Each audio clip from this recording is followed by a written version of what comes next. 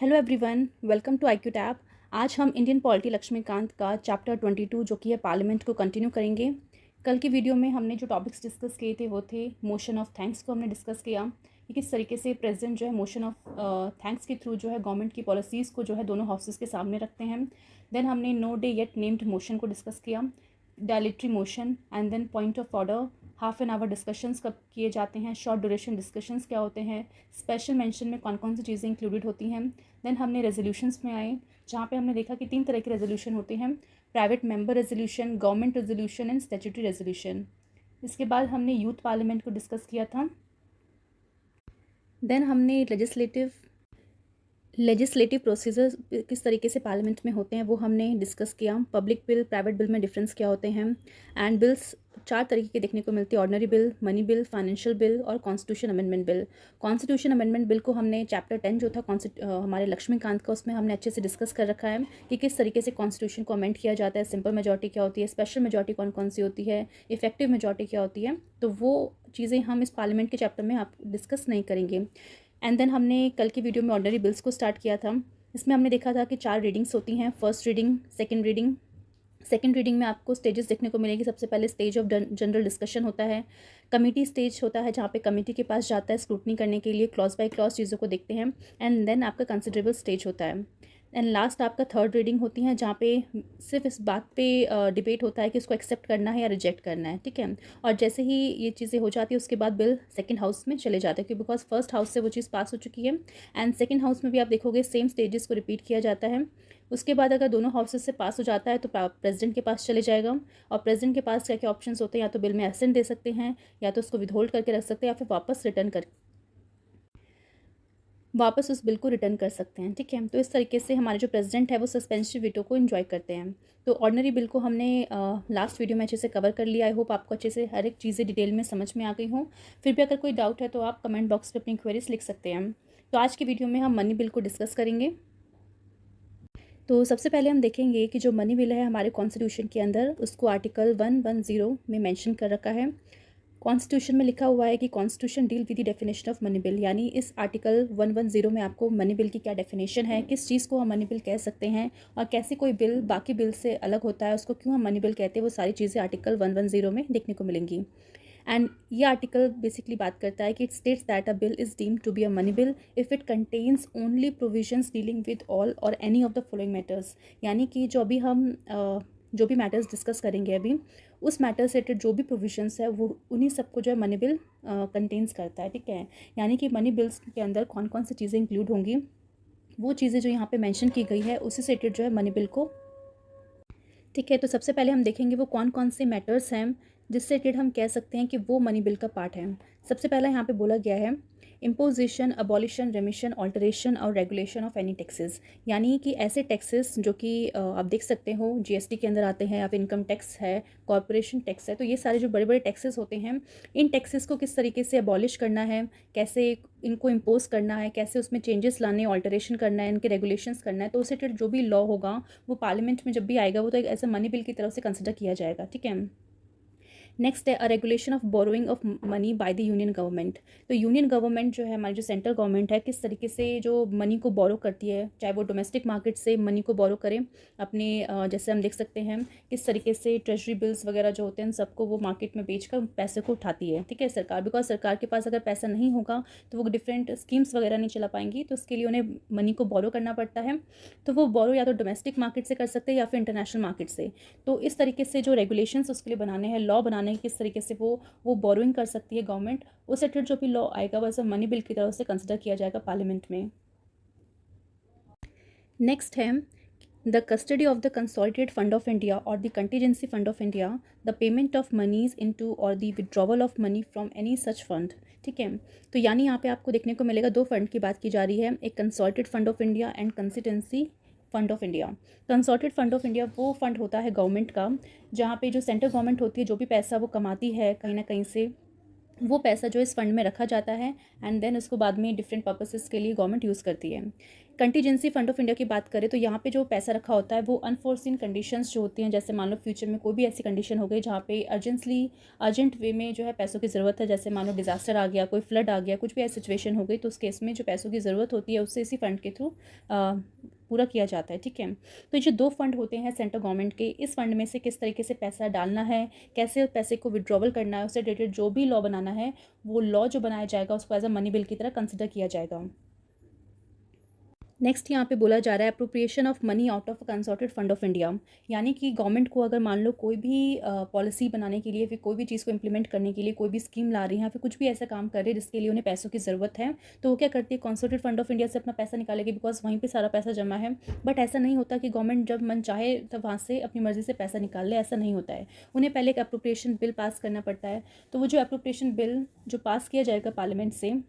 Money को निकालने के लिए कहाँ से, कंसोलिडेटेड फंड ऑफ इंडिया से, तो उस पर्टिकुलर बिल को एज अ मनी बिल की तरह कंसिडर किया जाएगा। ठीक है, और कोई भी बिल अगर मनी बिल होता है, जैसा कि हम जानते हैं, उसमें सिर्फ लोकसभा की ही मतलब कहते हैं लोकसभा से उसे पास, वो ही उसको इंट्रोड्यूस कर सकता है, और लोकसभा का जो स्पीकर है वो किसी बिल को मनी बिल है नहीं वो डिस्कस करेगा। ठीक है, तो इस तरीके से राज्यसभा के पास भी ज़्यादा पावर्स नहीं होती, अगर वो चाहें तो वो मनी बिल को रोक भी नहीं सकते हैं। एंड प्रेसिडेंट के केस में भी हमने देखा है कि किस तरीके से अगर मनी बिल होता है तो सबसे पहले प्रायर रिकमेंडेशंस लेनी पड़ती है प्रेसिडेंट से, उसके बाद आप मनी बिल को इंट्रोड्यूस कर सकते हो पार्लियामेंट में। ठीक है,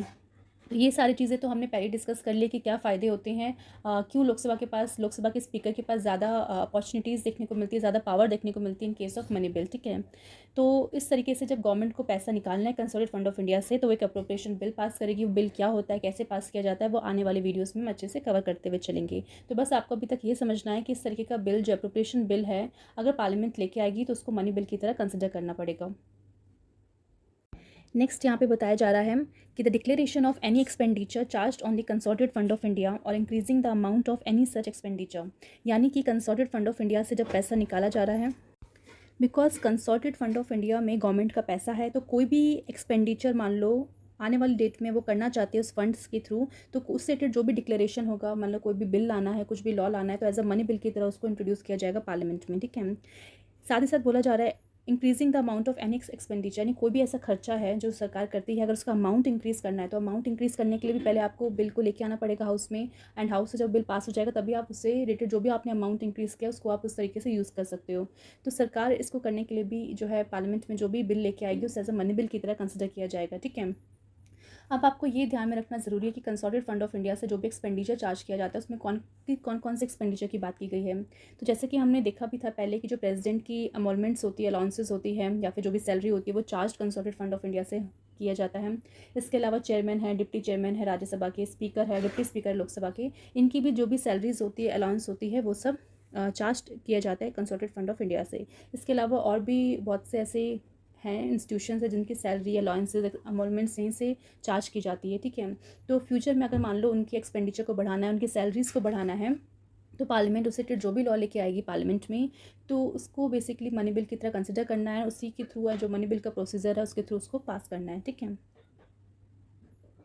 नेक्स्ट पॉइंट यहाँ पे बताया गया है the receipt of money on account of the consolidated fund of India और the public account of India और द कस्टडी और issue of any of such money और the audit of the account of union और a state. ठीक है, तो यहाँ पे बोला जा रहा है कि जो भी मान लो कल को पैसा आता है, रेवेन्यू वगैरह आता है, और वो कंसोलिडेटेड फंड ऑफ इंडिया में जाएगा, कुछ पब्लिक अकाउंट ऑफ इंडिया होता है वहाँ जाता है, तो किस तरीके से उस पैसे को उसमें डालना है, तो ऐसे ही आप उसके लिए कोई भी बिल लेके आओगी तो उसको बिल को भी मनी बिल की तरह कंसिडर करना है। ठीक है,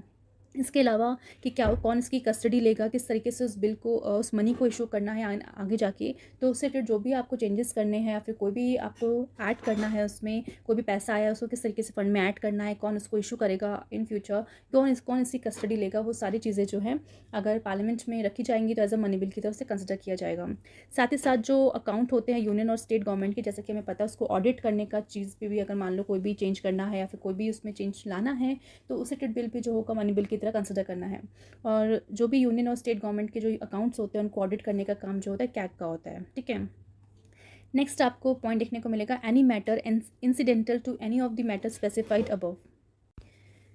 तो आपको यहाँ पे देखने को मिलेगा कि जो मैटर्स अभी हमने डिस्कस करे तो वो स्ट्रेट फॉरवर्ड बताते हैं कि अगर ये चीज़ें होंगी तो उसे मनी बिल की तरह कंसिडर करना है। बट ये जो वाला पॉइंट है यहाँ पे बोल रहा है कि any matter incidental to any of the matter specified above, यानी कल की डेट में अगर मान लो कोई भी एक ऐसा मैटर होता है जो कहीं ना कहीं इन सब से रिलेटेड है, ठीक है, तो उसको भी आपको एज अ मनी बिल की तरह जो है आपको पास करवाना है। फिर उसको इंट्रोड्यूस करने के लिए जब भी आप उस पर्टिकुलर बिल को करोगे तो उसको मनी बिल की तरह आपको इंट्रोड्यूस करना है। तो हमने ये सारे के सारे पॉइंट डिस्कस कर लिए जो कि मनी बिल के अंदर आपको देखने को मिलेंगे। तो इनसे रिलेटेड अगर मान लो कोई भी मैटर पे अगर कोई भी आपको लॉ बनाना है तो उस पर्टिकुलर बिल को एज अ मनी बिल की तरह कंसिडर किया जाएगा पार्लियामेंट में। अब हम देखेंगे कुछ ऐसे पॉइंट्स हैं जहाँ पे बोला गया है a bill is not to be deem to be a money bill if a reason only that it proves for, यानी ये जो रीजन है अगर इससे रिलेटेड अगर मान लो कोई भी बिल इंट्रोड्यूस किया जाता है पार्लियामेंट में तो उसको मनी बिल की तरह कंसिडर नहीं किया जाएगा, ठीक है। तो ये आपको ध्यान में रखना है। तो सबसे पहला यहाँ पे बोला जा रहा था इम्पोजिशन ऑफ फाइन्स और other pecuniary penalties. Pecuniary penalties का मतलब होता है कि मनी से रिलेटेड अगर मान लो कोई भी पेनल्टी अगर इम्पोज कर रहे हो, किसी भी चीज़ पे इम्पोज कर रही है सरकार, कोई भी फाइन इम्पोज कर रही है नया, तो उससे रिलेटेड अगर मान लो कोई भी बिल पार्लियामेंट में रखा जाएगा तो उसे मनी बिल की तरह कंसिडर नहीं करना है, ठीक है। इसके अलावा यहाँ पे बोला गया है कि द डिमांड और द पेमेंट ऑफ फीस, ठीक है, फॉर लाइसेंस और फीस फॉर सर्विस रेंडर्ड, यानी कोई भी ऐसी सर्विसेज जो जिस तरीके से गवर्नमेंट देती है, ठीक है, किसी को सर्विस दे रही है तो उससे रिलेटेड जो भी फीस कलेक्ट करती है, जैसे मान लेते हैं कि स्पेक्ट्रम है, ठीक है, तो स्पेक्ट्रम वगैरह जब एलोकेट किया जाता है जिस भी एजेंसीज़ को तो वो कुछ ना कुछ फ़ीस वगैरह देते हैं। तो उस फीस से रिलेटेड अगर मान लो कोई भी लॉ लेके आना है या फिर जो लाइसेंस इशू किए जाते हैं डिफरेंट कॉरपोरेशंस को, या फिर जैसे मान लो माइनिंग लाइसेंस हो गया, कुछ कोई और चीज़ का लाइसेंस हो गया, तो उस लाइसेंस के थ्रू भी जो है गवर्नमेंट को कुछ फ़ीस डिपॉजिट करना ज़रूरी होता है गवर्नमेंट को। तो उन फीस में अगर मान लो कोई भी चेंज लेके आना है या फिर उस फीस को बढ़ाना है या फिर कुछ भी आपको करना है जो आपको कहीं ना कहीं इस लाइसेंस की फ़ीस से या फिर जो सर्विस रेंडर की जा रही है उससे रिलेटेड फ़ीस से अगर बात की जाए तो उस बिल को हम मनी बिल कंसिडर नहीं करेंगे। नेक्स्ट यहाँ पे बोला गया है the imposition abolition remission alteration और regulation of any taxes by any local authority और बॉडी और लोकल पर्पसेस, यानी कि अभी हमने बात की थी कि जहाँ पे हमने कहा था कि ऐसे टैक्सेस जो सेंट्रल गवर्नमेंट के अंदर आते हैं, स्टेट गवर्नमेंट के अंदर आते हैं, जीएसटी वगैरह हम देख सकते हैं, इनकम टैक्स देख सकते हैं, तो उन सब में कोई भी रेगुलेशंस लाना है, कोई भी उसके टैक्स को किस तरीके से इम्पोज करना है, कैसे अबॉलिश करना है या फिर कोई भी उसमें चेंज लाना है, तो वो कहीं ना कहीं मनी बिल के अंदर इंक्लूड किया जाएगा। बट अगर लोकल अथॉरिटी के अगर मान लो कोई भी टैक्सेस है, बिकॉज लोकल अथॉरिटी को भी कुछ एरियाज़ में पावर दी गई है कि वहाँ पे वो टैक्स कलेक्ट कर सकते हैं, तो उन एरियाज़ में जो भी टैक्सेस किस तरीके से इम्पोज करने हैं, कैसे उनको रेगुलेट करना है, कैसे उनको ऑल्टर करना है, कैसे रिमिशन करना है, तो वो कहीं ना कहीं मनी बिल के अंदर रखना सही नहीं है और इन सब चीज़ों को मनी बिल के अंदर कंक्लूड नहीं किया जाएगा।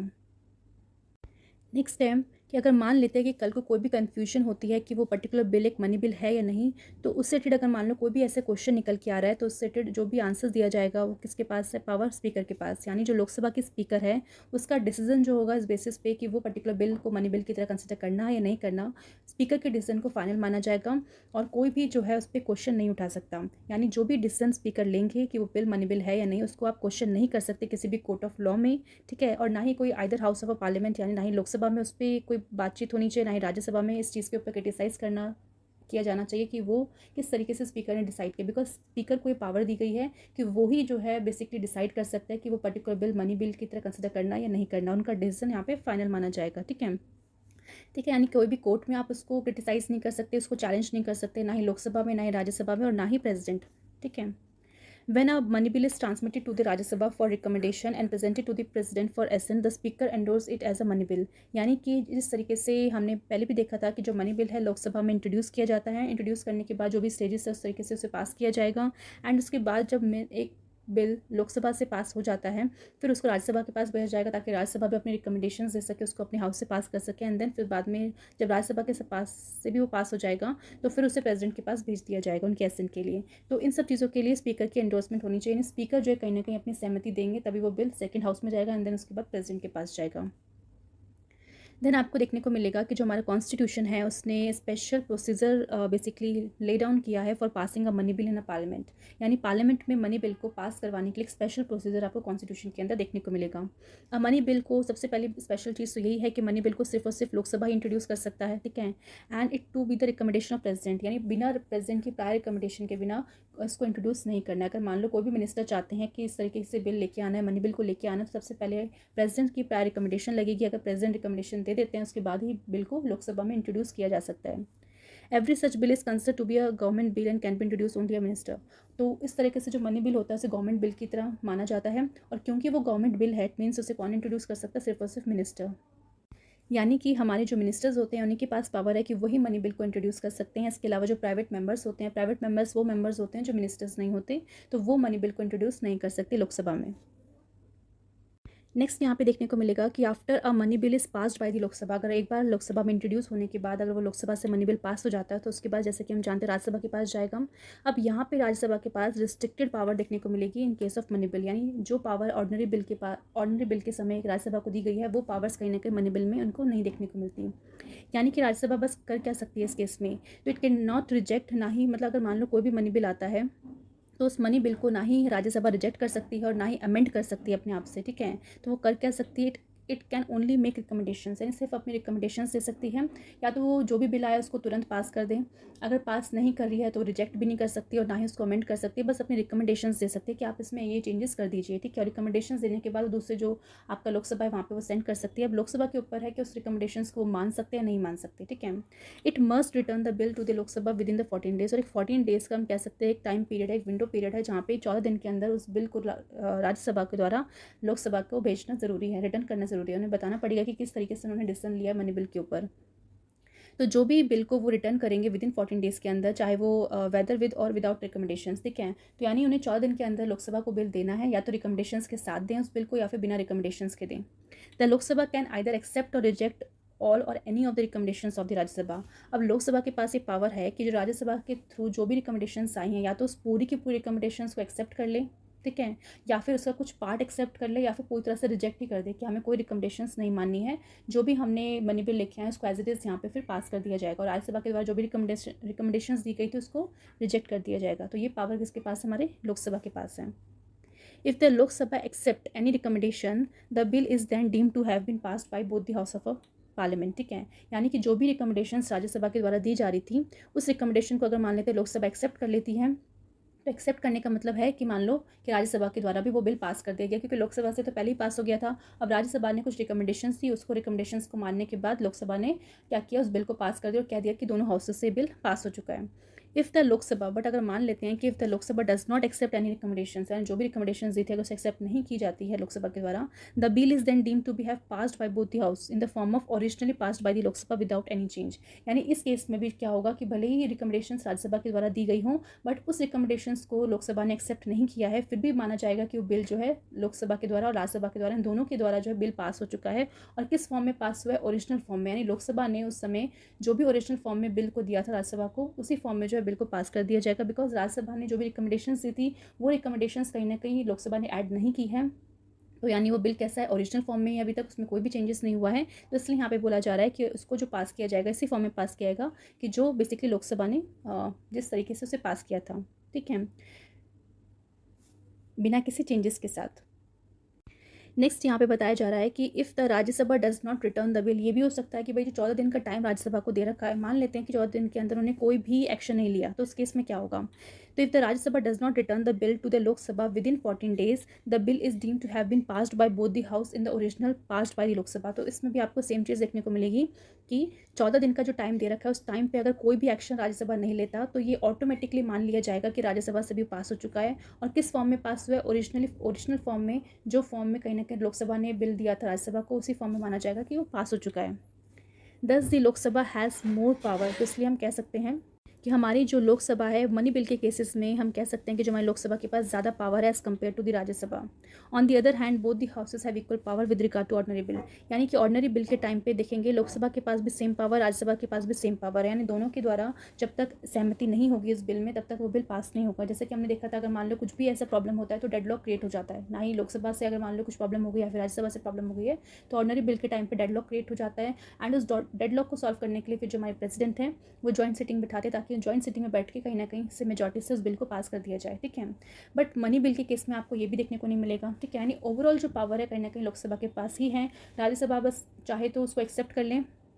रिजेक्ट तो कर नहीं सकता, रिकमेंडेशंस दे सकता है, रिकमेंडेशंस भी वो एक्सेप्ट करना या ना करना लोकसभा के पास है। अगर वो रिकमेंडेशन को एक्सेप्ट कर लेता है तो बिल पास हो गया, एक्सेप्ट नहीं करता तो भी माना जाएगा बिल पास हो गया है। अगर मान लेते 14 दिन के अंदर राज्यसभा कुछ एक्शन नहीं ले रहा है तो भी मान लिया जाएगा कि वो बिल पास हो चुका है, मतलब ऑटोमेटिकली वो बिल पास होना ज़रूरी है मनी बिल, ठीक है। एंड राज्यसभा के पास ज़्यादा पावर नहीं है इस केस में। Finally when a money bill is presented to the president, अब मनी बिल जब प्रेजेंट किया जाएगा प्रेसिडेंट के पास, he may either give his assent, या तो उस बिल में वो अपनी सहमति दे सकते हैं, एसेंट दे सकते हैं, या फिर उसे विदहोल्ड करके रख सकते हैं। ये विदहोल्ड करके मत रखना, इट मीन्स कि वो उस बिल को वहाँ पे एंड कर रहे हैं, उस बिल को एक्ट बनने नहीं दे रहे। अगर एसेंट देने का मतलब है कि वो बिल एक्ट में कन्वर्ट हो चुका है। ठीक है, तो यानी हमारे जो प्रेसिडेंट है उनके पास दो ही पावर हैं कि या तो उस बिल को एसेंट दे के बिल को पास करके एक्ट बना दे, या तो उसको विदहोल्ड करके बिल को वहीं पे मतलब एंड कर दे। ठीक है, but he can not return the bill for the reconsideration of the house, यानी हाउस के पास फर्दर उस बिल को रिकन्सिडर करने के लिए नहीं भेज सकते हैं, बिकॉज ऑलरेडी जब बिल को प्रेजेंट किया जा रहा था, लोकसभा के में इंट्रोड्यूस किया जा रहा था, तो उससे पहले हमने देखा था कि प्रायर रिकमेंडेशंस लेनी पड़ती है प्रेसिडेंट से। तो क्योंकि प्रायर रिकमेंडेशंस ले चुके हैं, तो उसके बाद कोई ऐसा ऑप्शन नहीं बचता कि फर्दर जो है प्रेसिडेंट उस बिल को रिकन्सिडर करने के लिए हाउस के पास भेज दे, यानी या तो उसमें एसेंट देंगे या फिर उसको विदहोल्ड कर सकते हैं। नेक्स्ट हम देखेंगे कि यहाँ पे बोला गया है कि नॉर्मली जो हमारे प्रेसिडेंट है वो बिल को एसेंट दे ही देते हैं, बिकॉज पार्लियामेंट में उसको इंट्रोड्यूस करने से पहले उनसे प्रायर परमिशन ले ली जाती है। तो प्रायर परमिशन देने का मतलब यही है कहीं ना कहीं वो उस मनी बिल से खुश हैं। ठीक है, या फिर जो भी मनी बिल से जो भी प्रोविजंस लिखे हुए हैं, जिस भी मैटर के लिए मनी बिल आ रहा है, वो कहीं ना कहीं उस बारे में जानते हैं। तो इसलिए माना जाता है कि प्रेसिडेंट के पास जब भी दोनों हाउसेस के थ्रू जब बिल जाता है, तो प्रेसिडेंट अपनी एसेंट उसमें दे देते हैं। तो यहाँ पे हमने अपनी मनी बिल को डिस्कस कर लिया है। देन हम फाइनेंशियल बिल में जाने से पहले ऑर्डिनरी और मनी बिल के बीच में जो डिफरेंसेस है उसको हम देख लेते हैं। तो यहाँ पे हम देख सकते हैं कि हमें डिफरेंस देखने को मिलेगा मनी बिल और ऑर्डिनरी बिल में। ऑर्डिनरी बिल जो होता है उसको इंट्रोड्यूस किया जा सकता है, आप लोकसभा में भी आप उसको लेके आ सकते हो, राज्यसभा भी उसको इंट्रोड्यूस कर सकती है। बट ये ऑर्डिनरी बिल को कर सकती है, बट जो हमारा मनी बिल है उसको इंट्रोड्यूस किया जा सकता है सिर्फ और सिर्फ लोकसभा में, और राज्यसभा में उसको इंट्रोड्यूस नहीं कर सकते। ठीक है, तो ये पहला डिफरेंस हो गया। सेकेंड डिफरेंस हम देखते हैं। यहाँ पे बेसिकली बोला जा रहा है कि जो ऑर्डिनरी बिल है उसको इंट्रोड्यूस किया जा सकता है मिनिस्टर के द्वारा भी, और जो प्राइवेट मेंबर होते हैं, प्राइवेट मेंबर वो मेंबर्स होते हैं जो मिनिस्टर्स नहीं होते, चाहे वो लोकसभा के मेंबर हो चाहे राज्यसभा के मेंबर हो, वो भी ऑर्डिनरी बिल को इंट्रोड्यूस कर सकते हैं। बट जो हमारा मनी बिल है उसको सिर्फ हमारे मिनिस्टर ही इंट्रोड्यूस कर सकते हैं। थर्ड यहाँ पे बोला जा रहा है कि it is introduced without the recommendation of the president, यानी कि ऑर्डिनरी बिल को इंट्रोड्यूस करने के लिए, यानी चाहे वो लोकसभा में पहली बार इंट्रोड्यूस हो रहा है या फिर राज्यसभा में इंट्रोड्यूस हो रहा है, तो उसके लिए प्रेसिडेंट से प्रायर रिकमेंडेशंस या फिर प्रायर परमिशन की ज़रूरत नहीं होती। आप बिना परमिशन लिए भी प्रेसिडेंट से आप इसको इंट्रोड्यूस कर सकते हैं पार्लियामेंट में। बट अगर मनी बिल की बात करें तो बिना प्रेसिडेंट के रिकमेंडेशन से मनी बिल को इंट्रोड्यूस नहीं किया जा सकता पार्लियामेंट में। नेक्स्ट है हमारा कि जो ऑर्डिनरी बिल होता है इट कैन बी अमेंडेड और रिजेक्टेड बाय द राज्यसभा, यानी राज्यसभा के पास पावर होती है in case of money bill ordinary bill कि वो उस ऑर्डिनरी बिल को चाहे तो अमेंड भी कर सकती है और चाहे तो उसको रिजेक्ट भी कर सकती है। बट मनी बिल के केस में हमने जैसे कि अभी देखा कि जो राज्यसभा के पास जो पावर होती है मनी बिल से रिलेटेड बहुत ही कम हो जाती है, लोकसभा के पास ज़्यादा पावर है। इसलिए हमारी जो राज्यसभा है वो ना ही वो अमेंड कर सकती है और ना ही वो रिजेक्ट कर सकती है। ठीक है, यानी कि जो मनी बिल आए जैसे ही लोकसभा से पास होकर आया है, उस मनी बिल को ना ही वो कुछ अमेंड कर सकती है ना ही रिजेक्ट कर सकती है। Rajya Sabha should return the bill with और विदाउट रिकमेंडेशन, यानी सिर्फ और सिर्फ रिकमेंडेशंस दे सकती हैं। ठीक है, तो यानी जब भी वो राज्यसभा रिटर्न करेगी उस बिल को लोकसभा में, तो चाहे वो रिकमेंडेशंस के साथ रिटर्न करे या फिर बिना रिकमेंडेशंस के, विच में be accepted rejected by the Lok Sabha, उसके बाद जो रिकमेंडेशंस दी गई हैं राज्यसभा के द्वारा उसको एक्सेप्ट करना है या नहीं करना वो कहीं ना कहीं लोकसभा के हाथ में होता है। नेक्स्ट यहाँ पे डिफरेंस बोला जा रहा है कि जो हमारा ऑर्डिनरी बिल होता है उसको basically it can detain by the Rajya Sabha for a maximum period of 6 month, यानी 6 महीने तक ऐसा हो सकता है कि जो राज्यसभा कोई एक्शन ना ले, कुछ उसे पास ना करे, तो यहाँ पे आपको देखने को मिलेगा 6 मंथ का एक विंडो पीरियड होता है। ठीक है, यानी 6 महीने के अंदर उन्हें कहीं ना कहीं डिसाइड करना पड़ता है कि उस बिल को वो पास करवाना चाहते हैं या फिर कुछ उसमें अमेंड करना चाहते हैं या फिर रिजेक्ट करना चाहते हैं in case of ordinary bill. But अगर हम मनी बिल की बात करें तो यहाँ पे आपको देखने को मिलेगा कि जो राज्यसभा है उसके पास मैक्सिमम पीरियड जो होता है 14 दिन का होता है। 14 दिन के अंदर उन्हें बेसिकली बताना है कि उन्हें किस तरीके से बिल को एक्सेप्ट करना है या फिर कुछ रिकमेंडेशन देनी है या नहीं देनी। 14 दिन के अंदर अगर उन्होंने इस बिल को पास नहीं किया तो ऑटोमेटिकली वो बिल दोनों हाउसेस से पास माना जाता है। नेक्स्ट है कि जो ऑर्डिनरी बिल होता है उसको लाने के लिए स्पीकर की कोई भी सर्टिफिकेशन की ज़रूरत नहीं होती, यानी कि ऑर्डिनरी बिल के केस में जो स्पीकर है वो ये डिसाइड नहीं करता कि इस बिल को मैं ऑर्डिनरी बिल समझूँ या ना समझूँ। ठीक है, बट अगर हम बात करें मनी बिल के केस में तो वो बिल मनी बिल है या नहीं वो स्पीकर की सर्टिफिकेशन से आएगा। नहीं, एक बार उस बिल पे अगर स्पीकर की सर्टिफिकेशन लग गई या फिर स्पीकर ने डिसाइड कर लिया कि जो पर्टिकुलर बिल है वो मनी बिल है, तो उसके बाद उसको कोई भी क्वेश्चन नहीं कर सकता, ना ही कोर्ट में उसको कोई क्वेश्चन कर सकता है, ना ही लोकसभा राज्यसभा में, और ना ही प्रेसिडेंट उस पर क्वेश्चन मार्क खड़ा कर सकते हैं। ठीक है,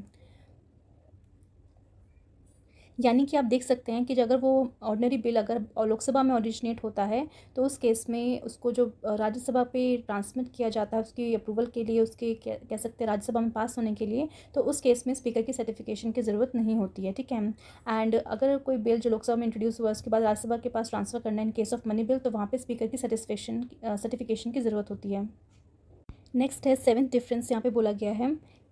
जो हमारा ऑर्डिनरी बिल है it is sent to the president assent only after being approved by both houses, यानी दोनों हाउसेस के द्वारा जब तक अप्रूव नहीं किया जाता तब तक प्रेसिडेंट के पास एसेंट के लिए नहीं जाता ordinary bill. In case of deadlock अगर क्रिएट हो जाता है दोनों हाउसेस के बीच में, अगर मान लो डेडलॉक क्रिएट हो रहा है तो जॉइंट सिटिंग को बिठाया जाता है दोनों हाउसेस के द्वारा, जिसे सम्मन किया जाता है प्रेसिडेंट के द्वारा टू रिजॉल्व द डेडलॉक। ठीक है, बिकॉज प्रेसिडेंट का काम है कहीं ना कहीं जो बिल इंट्रोड्यूस हुआ है दोनों हाउसेस में अगर वो पास नहीं हो रहा, डेडलॉक क्रिएट हो गया है, तो उस केस में एक जॉइंट सिटिंग को सम्मन किया जाता है प्रेसिडेंट के द्वारा, एंड उस जॉइंट सिटिंग को जो हमारी लोकसभा के स्पीकर होते हैं वो चेयर करते हैं,